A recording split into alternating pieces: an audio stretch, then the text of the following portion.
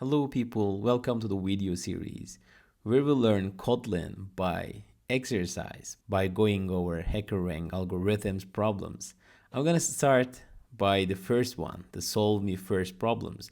But before, you can see that I already solved some of them, and I also have problems that I haven't solved yet. So let's see how far we can go. But yeah, let's start from the very first one. In HackerRank, you can use this full screen layout, and also you can set the theme from light to dark. I like to use the dark one, so I'm gonna show you this. On the left hand side, there is a problem description. Sometimes the problem descriptions are very mathematical, but try to bear with that. Usually the problem is simpler than it looks. Okay, usually there is a simple answer. So let's read through. It says, complete the function solve me first to compute the sum of two integers. Example, a is 7 and b is 3. Then you should return 10. Okay, function description. Complete the solve me first function in the editor below. Solve me first has the following parameters: int a, the first value, int b, the second value, and returns an integer, which is the sum of a and b. And there are some constraints. It says one is less than or equal to a and b, and those are less than or equal to 1000. And there is a sample input which a is 2 and b is 3, and there is a sample output where the answer is 5.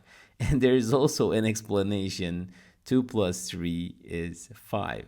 So that's a lot of mambo jumbo for this kind of simple problem, but I think they wanted to have some kind of template or some kind of structure in their problem descriptions. So the problem is very simple actually. They want us to return the sum of a and b from this function solve me first.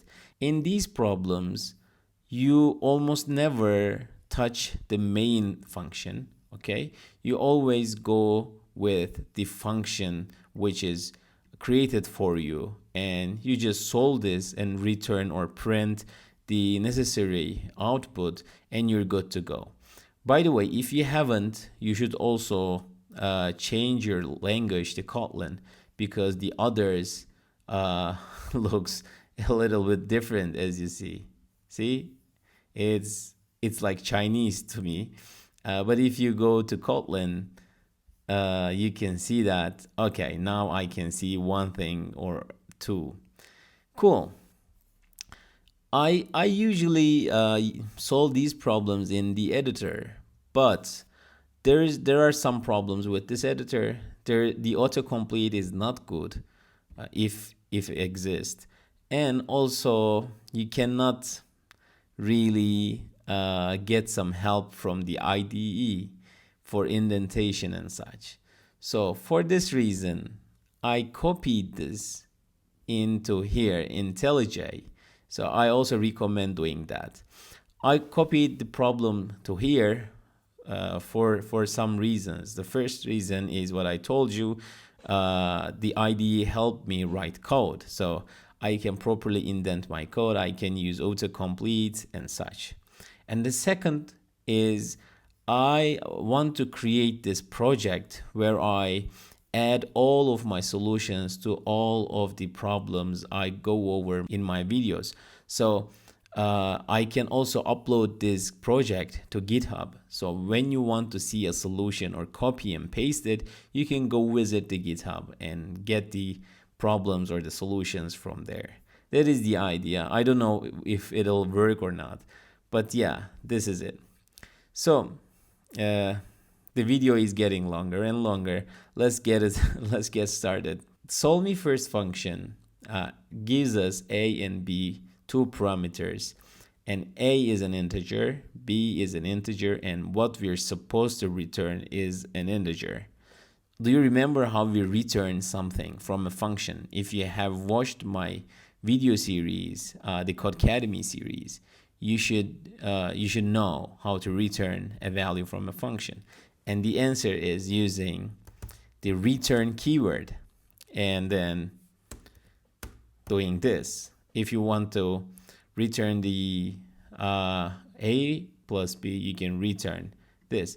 Some might want to create another variable or value and give it a name like result, and then do the addition here and then return the result.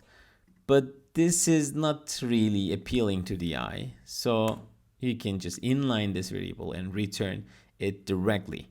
This is the first solution. But there are even shorter solutions. For that, I'm gonna copy this and paste to create another solution.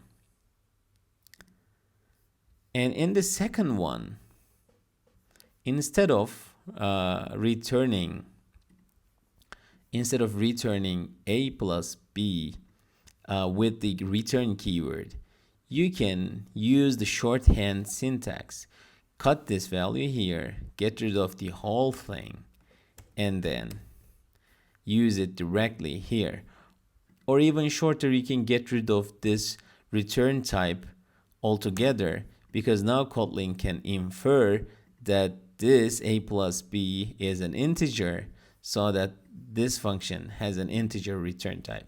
So this is the second solution for this simple problem. Let's use this and see if we pass all of the test cases. For that, I'm gonna directly submit code.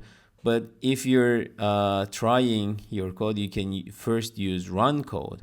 And after run code gives you successful results, then you can submit your code and get your code tested with a lot of test cases. Cool. We got a congratulations and we passed. So that's all for this video. See you in the next one.